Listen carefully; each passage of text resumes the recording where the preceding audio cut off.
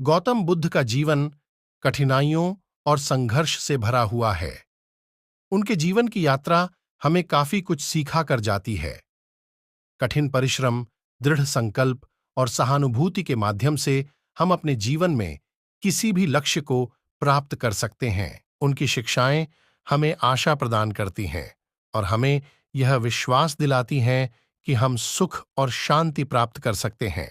राजकुमार सिद्धार्थ एक सुखी जीवन व्यतीत किया करते थे और उनके पास वह सब कुछ था जो एक राजकुमार के पास होना चाहिए, जैसे कि भव्य महल, स्वादिष्ट भोजन और मनोरंजन के अनगिनत साधन। लेकिन राजकुमार सिद्धार्थ के भीतर एक गहरी बेचैनी थी। उन्हें दुनिया के दुख, बीमारी, बुढ़ापा और मृत्यु के बारे में जानने की तीव्र इच्छा थी। एक दिन राजकुमार सिद्धार्थ महल से बाहर निकलने का अवसर पाकर उन्होंने पहली बार दुख, बीमारी, बुढ़ापे और मृत्यु का साक्षात्कार किया। यह उनके लिए एक गहरा सदमा था। उन्होंने महसूस किया कि इन दुखों से कोई भी छूटा नहीं है, चाहे वह राजा हो या प्रजा। इस अनुभव ने उन्हें दुखी कर दिया और उन्होंने राजपाट त्यागने और इन दुखों का कारण जानने का प्रण लिया। उन्होंने वैभवपूर्ण जीवन छोड़ दिया और एक साधारण साधु का जीवन अपना लिया। राजकुमार सिद्धार्थ ने कई वर्षों तक उन्होंने विभिन्न शिक्षकों से ज्ञान प्राप्त किया और कठोर तपस्या की। उन्होंने गहरे ध्यान में बैठकर जीवन के रहस्यों को समझने का प्रयास किया। आखिरकार एक रात बोध गया में एक पीपल के पेड़ के नीचे ध्यान करते समय उन्हें ज्ञान की अनुभूति हुई और वह बुद्ध बन गए। बुद्धत्व को प्राप्त करने के बाद उन्होंने अपना शेष जीवन दूसरों को दुखों से मुक्ति का मार्ग सिखाने में लगा दिया। उन्होंने 4 आर्य सत्य और अष्टांगिक मार्ग की शिक्षा दी, जो दुख से मुक्ति का मार्ग प्रशस्त करते हैं। एक बार गौतम बुद्ध वैशाली नगरी में धर्म प्रचार के लिए जा रहे थे। जब वे नगरी के बीचों बीच से गुजर रहे थे, तब उन्होंने देखा कि कुछ सैनिक एक लड़की का पीछा कर रहे हैं। तभी वह डरी हुई लड़की एक कुएं के पास जाकर खड़ी हो गई और वह हाँफ रही थी और प्यासी भी थी। तभी बुद्ध ने उस बालिका को अपने पास बुलाया और कहा कि वह कुएं से पानी निकाले और स्वयं भी पिए और उन्हें भी पिलाए। इतनी देर में वह सैनिक भी वहां पहुंच गए। बुद्ध ने उन्हें हाथ के संकेत से रुकने के लिए कहा।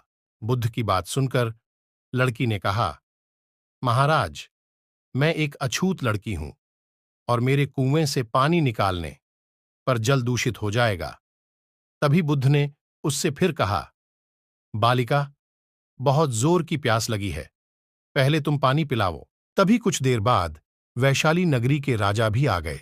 फिर उन्होंने बुद्ध को नमन किया, बाद में सोने के बर्तन में गुलाब का सुगंधित पानी पीने के लिए दिया, पर गौतम बुद्ध ने उसे पीने से मना कर दिया। बुद्ध ने एक बार फिर बालिका से अपनी बात दोहराई। इस बार बालिका ने साहस के साथ कुएं से पानी निकाला और स्वयं भी पी और गौतम बुद्ध को भी दिया। और पानी पीने के बाद बुद्ध ने बालिका से उसके भय का कारण पूछा।